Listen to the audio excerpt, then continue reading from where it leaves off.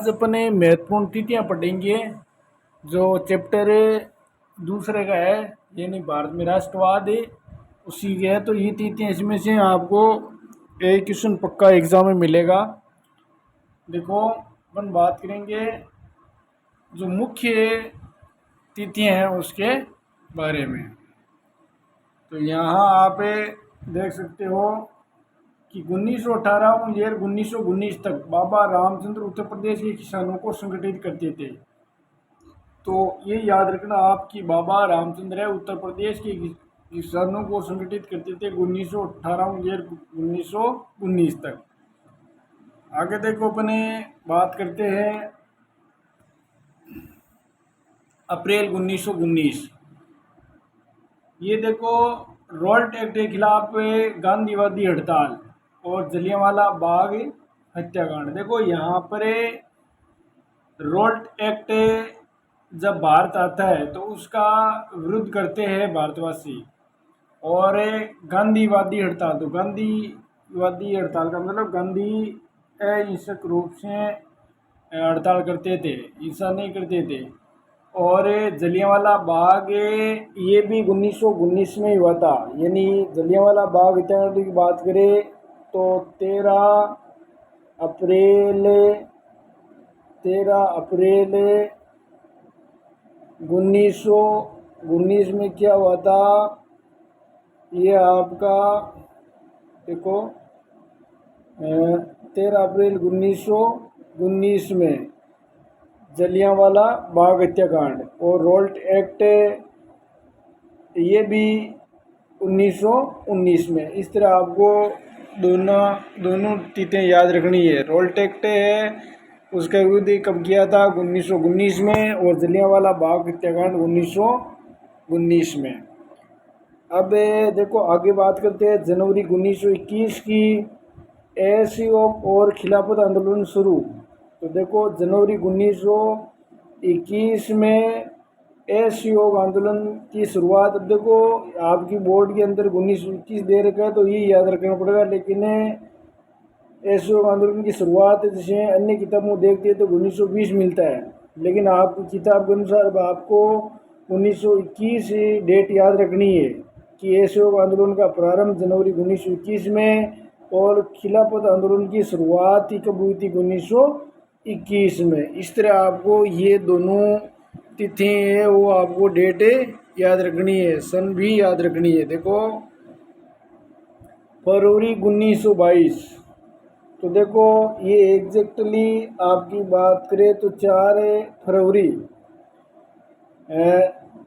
चोरी चोरा जो घटना अपन पीछे पड़ी ना उत्तर प्रदेश, यानी जहाँ पर 23 पुलिसकर्मियों को जिंदा जला दिया गया था, यहाँ पर हिंसा हो गई थी। और ये गोरखपुर में हुआ था। कहाँ पर हुआ था? गोरखपुर में चोरी चोरा घटना, यहाँ पर हिंसा हो गई थी। तो गांधी जी ने क्या असहयोग आंदोलन वापस ले लिया। ये आपको याद रखना है कि गांधी जी ने असहयोग आंदोलन कब लिया, चोरी चोरा घटना के बाद में कब हुई थी 4 फरवरी 1922 में। आगे देखो बात करते हैं अपने मई 1924। ये इम्पोर्टेंट है, यहाँ बहुत ही क्वेश्चन आने की सबसे ज़्यादा चांस है यहाँ पर। अब अल्लूरी सीताराम राजू की गिरफ्तारी और 2 वर्ष से चला आ रहा हथियारबंद आदिवासी संघर्ष से समाप्त हुआ। तो इसका नाम याद रखना आपको, अल्लूरी सीताराम राजू की गिरफ्तारी कब हुई थी? मई 1924 में।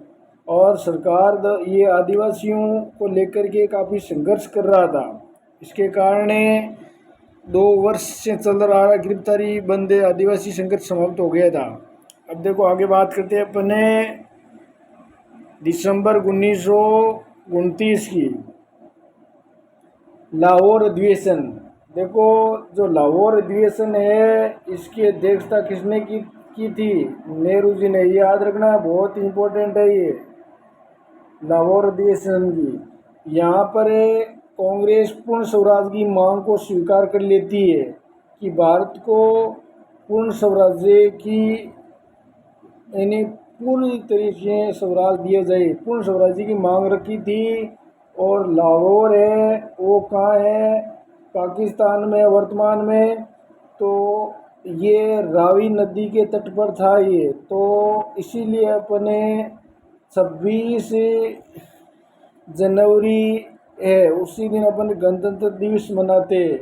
तो ये क्वेश्चन पूछा जा सकता है कि पूर्ण स्वराज की मांग ये कब रखी गई थी। लाहौर अधिवेशन के तहत कब रखी, दिसंबर 1929 में। ये आपको याद रखना है। अब देखो आगे अपन बात करते हैं 1930 की। यहाँ अम्बेडकर दलित वर्ग एसोसिएशन की स्थापना। तो अम्बेडकर है दलित जो दबा हुआ वर्ग है, काफ़ी गरीब व्यक्ति है, उसके लिए उन्होंने क्या बनाया, इन्हीं दलित वर्ग एसोसिएशन की स्थापना की थी 1930 में। तो ये आपको याद रखना है। अब देखो आगे मार्च 1930 की बात करते हैं। यहाँ क्या होता है मार्च 1930 में, वैसे ये आपकी डेट आती है 12 मार्च। तो गांधी जी दांडी में नमक कानून का उल्लंघन करके सविनय आंदोलन शुरू करते हैं। तो जो 78 अनुयायियों के साथ यानी अपने सदस्यों के साथ उन्होंने, दांडी कहाँ है, ये आपका गुजरात में पड़ता है। तो वहाँ पर अंग्रेज़ों ने क्या है, नमक पर कर लगा रखा था। और नमक पूरे भारत में चाहे गरीब हो अमीर हो सब खाते। तो इस कानून को तोड़ने के लिए गांधी जी ने ये यात्रा शुरू की थी 78 सदस्यों के साथ में। और साबरमती पर जाकर के नमक कानून तोड़ दिया था। ये तोड़ा था आपको, ये शुरुआत हुई थी 12 मार्च को, और 6 अप्रैल को ये नमक कानून तोड़ दिया था 1930 में। आगे देखो अपन बात करते हैं मार्च 1931। गांधी जी सविनय आंदोलन वापस ले लेते हैं।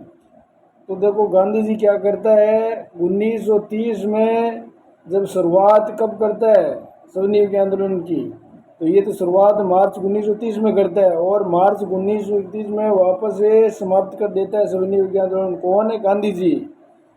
अब देखो आगे अपन बात करते हैं दिसंबर 1931। ये दूसरा गोलमेज सम्मेलन था, और इसमें भाग किसने लिया था, इसमें देखो गांधी जी ने भाग लिया था द्वितीय गोलमेज सम्मेलन में, और प्रथम में अम्बेडकर ने लिया था। तो गांधी जी ने दिसंबर 1931 में दूसरे गोलमेज सम्मेलन में भाग लिया था। ये दूसरा गोलमेज सम्मेलन कहाँ पर हुआ था, लंदन में हुआ था। आगे देखो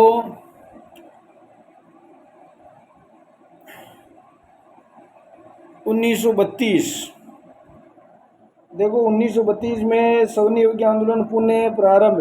तो गांधी जी ऐसे रुकने वाले नहीं है, उन्होंने दोबारा सविनय आंदोलन कब प्रारंभ किया, 1932 में उन्होंने दोबारा सविनय अवज्ञा आंदोलन प्रारंभ किया था। तो ये पूछा जा सकता है, वैसे पूछा जाए कि सविनय अवज्ञा आंदोलन की शुरुआत कब हुई थी, तो 1930 में, मार्च 1930 में, और से समाप्त कब किया था 1931 में। और लेकिन पुनः दोबारा उन्होंने 1932 में सविनय आंदोलन ने शुरू किया था। तो आप जो नमक वाला सविनय आंदोलन है वो इम्पोर्टेंट है, यहाँ पर है, वो याद रखना।